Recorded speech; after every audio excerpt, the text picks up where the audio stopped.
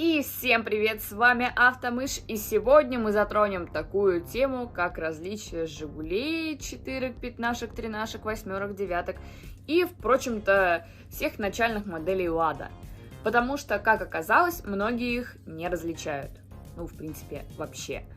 Вот, и эта тема была очень популярна раньше у меня в ТикТоке, и многие просили продолжения, которое я, естественно, там не сняла. А здесь сниму, так что...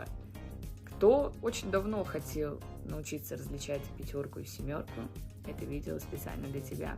Поехали! Здесь я буду находиться посередине, потому что мы будем сравнивать модельки, и тут будет одна модель, а тут другая, потому что все они, в принципе, похожи. И начнем мы с копейки. Куда-то вот сюда надо поставить ее, она одна такая. Ладно, допустим, вот здесь. Сейчас подвинусь. Копейка. Чем у нас отличается копейка от всех остальных Жигулей? Тем, то, что у нас всего две кругленьких фары. То есть одна и вторая. Вот.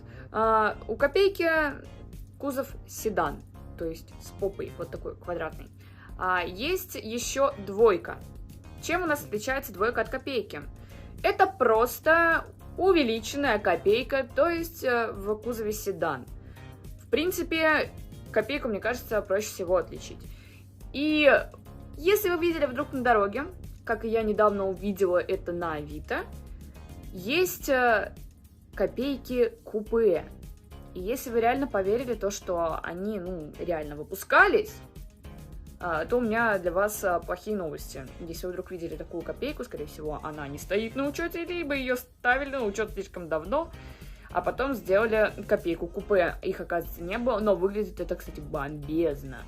Прям бомбезно. Я чуть такую за 50 тысяч не купила. Но не купила, потому что я подумала, что, вроде их таких не было, и на учет ее не поставишь. Так что у Жигулей не было купе. Запомните. Дальше у нас идут тройка и шестерка. Начнем с тройки. Троечка у нас будет вот здесь. У тройки у нас уже по две кругленьких фары. Это раз. У нас увеличились задние фонари, в отличие от копейки. То есть вот у нас у копейки были задние фонари, вот у нас у троечки. Появилась у нас, что еще? В принципе, тройка это совсем другая машина, нежели копейка внешняя. Она прям-таки выделяется. Но они очень похожи с шестеркой. Вот у нас шестерочка, вот троечка. В принципе, похожи, да? Но различия есть. Первое.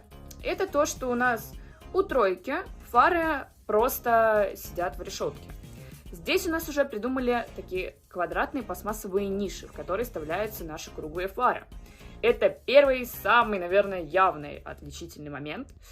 И второе, это у шестерки увеличились задние фонари, нежели чем у тройки.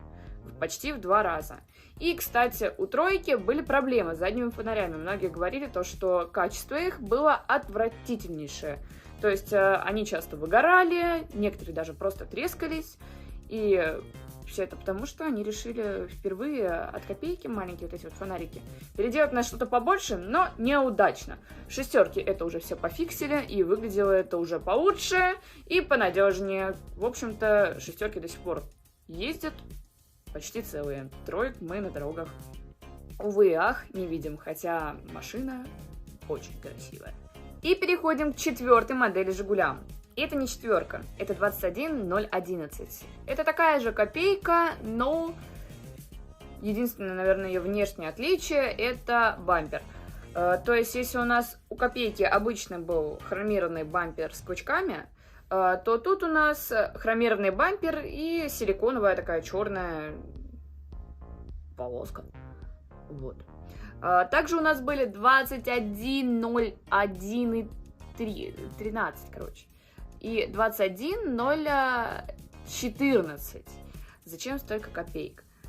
Но ответ тоже на это есть. Как вам сказать? От 21011 не отличается особо ничем. Бампер у них остался такой же, вот с этой вот черной полосочкой. Но отличие, например, от 21011 от 13 тем, то, что на 11 писали Жигули 1300, а на 13 писали Жигули, ой, не Жигули, а Лада 1200S. Ну, типа, это выглядело круто, как иномарка. Но была еще и 14. А 14 это у нас праворульные копейки, вот, которые создавались для Европы. Вот. Также у нас были пятерки и семерки. Выглядят они внешне почти одинаково, но есть маленькие такие различия. Первое, наверное, самое явное, это окантовочка хромированная радиаторной решетки. По ней, впрочем-то, все понимали, то, что это едет семерка. Вот. Потом второе у нас это бампера. У семерки они стали черные и с другими окантовками. Третье у нас это отсутствие молдингов у семерки, а у пятерки они были. И четвертое это задние фонари. Там у семерки поменялся отсек заднего хода. Он стал длиннее. То есть, если у семерки длинненький задний ход, у пятерочки был такой более квадратненький. Вот. И наконец-то мы переходим к четверке, которая, ну как бы, четвертая должна была быть, но понасывали всяких копеек. Четверка у нас это пятерка универсал. В принципе, просто увеличенная пятерка. Да. Да. Впрочем-то все. Если, конечно, углубляться еще в экспорт, то были и пятерки, и копейки, и тройки. Но отличий там тоже не особо много. Это шильдики и омыватели фар, которых у нас не было почему-то. А вот для Европы они были. То есть, если вы видите Жигули значком Нова, или же с омывателями фар, которые не колхозно прикручены, а были там изначально, то это у нас экспорт. Вот. И тут я решила, что видео и так уже слишком долгое, поэтому я разделила его на две части. Так что, если хочешь, чтобы видео вышло как можно быстрее, нажимай вот эту вот новую штучку, которая продвигает видео в топ, и напиши что-нибудь в комментариях, потому что, ну, комментарии появились, поэтому что-то написать да нужно.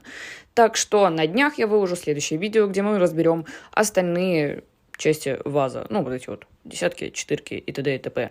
С вами была Автомыш. Всем спасибо за просмотр и пока!